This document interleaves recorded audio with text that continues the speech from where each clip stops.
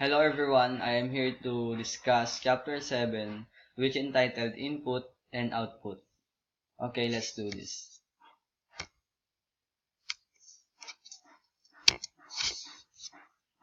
What are the objectives overview of Chapter 7?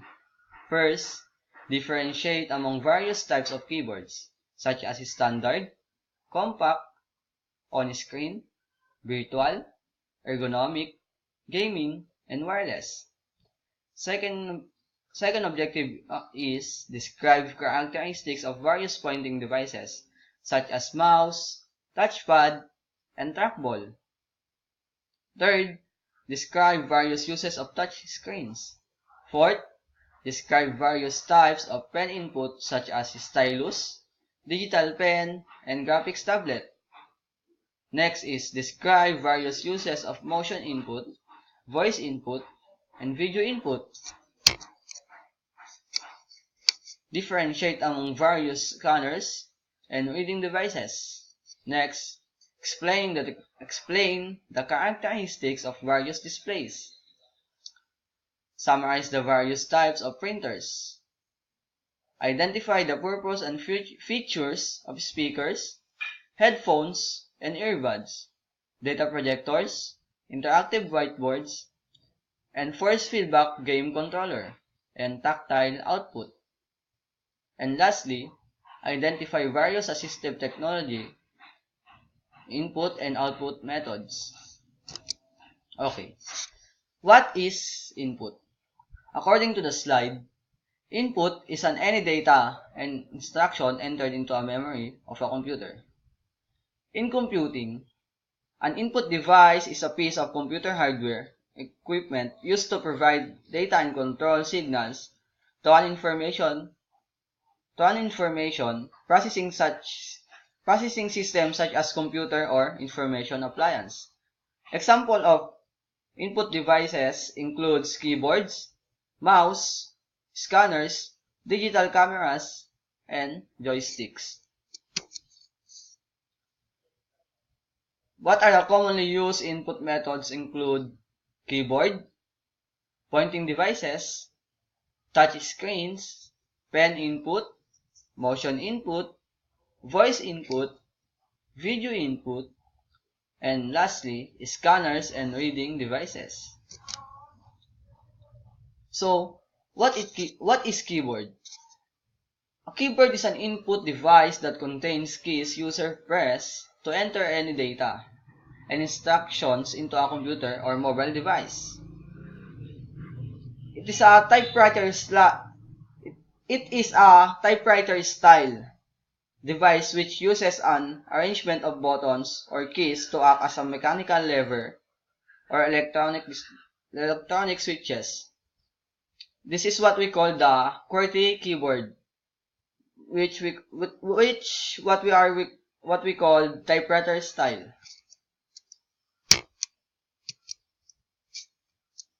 Most desktop computer keyboard have typing area, function keys, toggle key, navigation key, keyboard key, media control buttons, internet control buttons. So, ano nga ba ang typing area?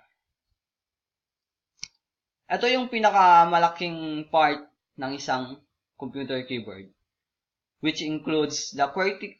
Ito yung tinatawag din nating QWERTY keyboard. It's a majority of the keys on standard keyboard support the touching, typing, or hunting and pecking that a computer shares with its typewriter ancestors. Often referred to as QWERTY because of the key sequence, the first row of letters.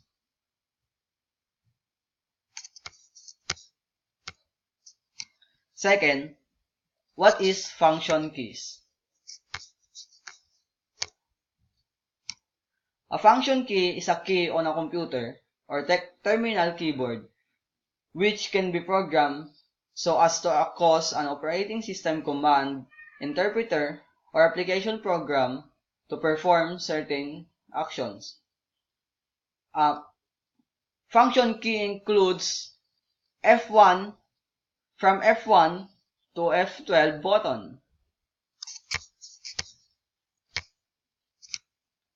Third is the toggle key.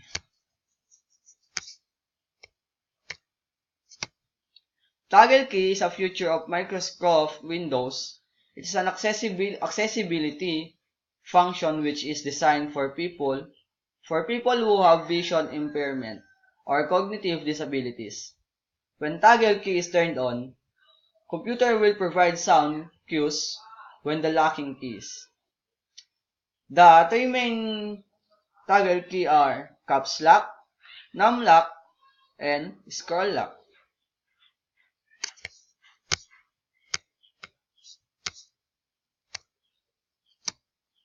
Third is the navigation key.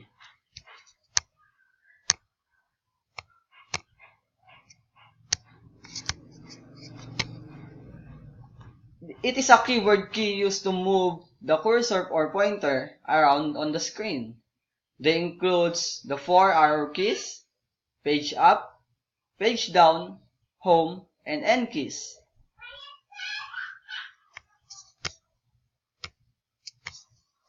Next is keyboard shortcut keys.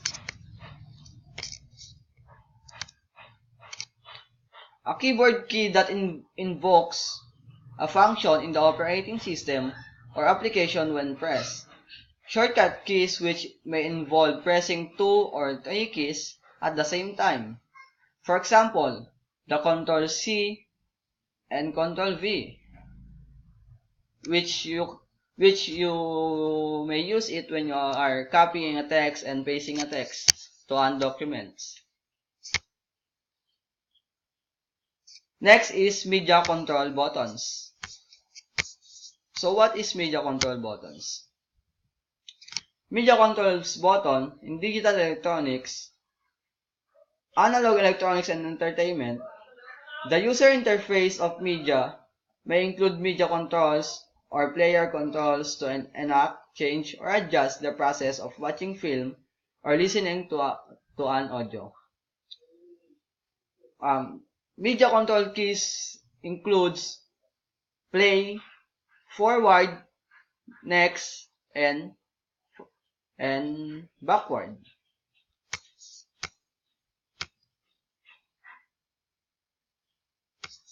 And lastly, internet control buttons. Internet control buttons is used to launch a specific application such as browser or any related internet softwares. Keyboards. There are a variety of keyboards options for computers and mobile devices. First is an ergonomic keyboard has a design that reduces the chance of repetitive strains, injuries of wrist and hand. Ergonomics incorporate comfort, efficiency, and safety in the design of workplace. An ergonomic keyboard is a computer keyboard designed with ergonomic considerations to minimize muscle strains and a host of related problems. Typically, such keyboards for two-handed typists are constructed in a V shape to allow right and left hand to type at a slight angle, more natural to the human form. Next, pointing devices. A pointer is a small symbol on the screen whose location and shape change as a user moves a pointing device. One of the pointing device is a mouse. A mouse is a pointing device that fits under the palm of your hand comfortably. Optical mouse, laser mouse, and touch mouse. The part of an optical mouse is wheel button, as you can see to the slide, right button, left button, and also the thumb button. Touch mouse is touching the. It's not click. I think this is not clickable. It is touchable from the word touch.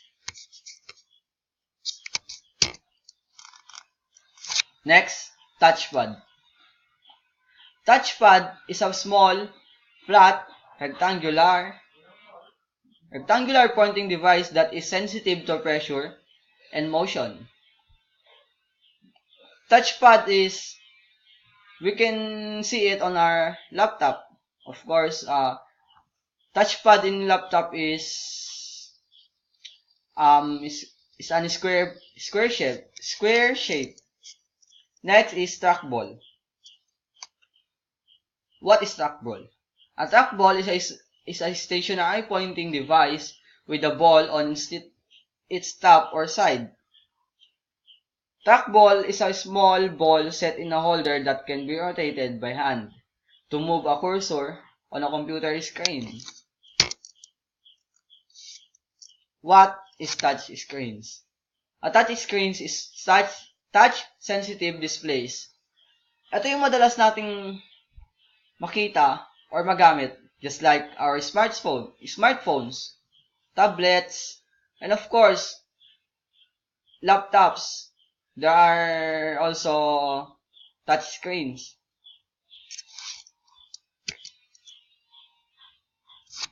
Next is pen input. With pen input, you touch a stylus or digital pen on a flat surface to write, draw, or make selections. Pen input such as stylus or digital pen are you can see it on the just like on the slide on the Samsung mobiles, just like Samsung Notes units, and of course their Samsung tablets, and also this signature capture pad. Last, pen input includes graphic tablet, or also called a digitizer, is an electronic plastic board that detects and converts movement or styles or digital pen into signals that are sent to the computer.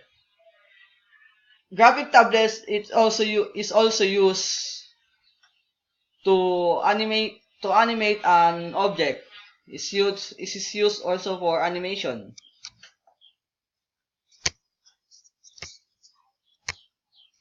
And that's for all today. Have a nice day. Thank you po.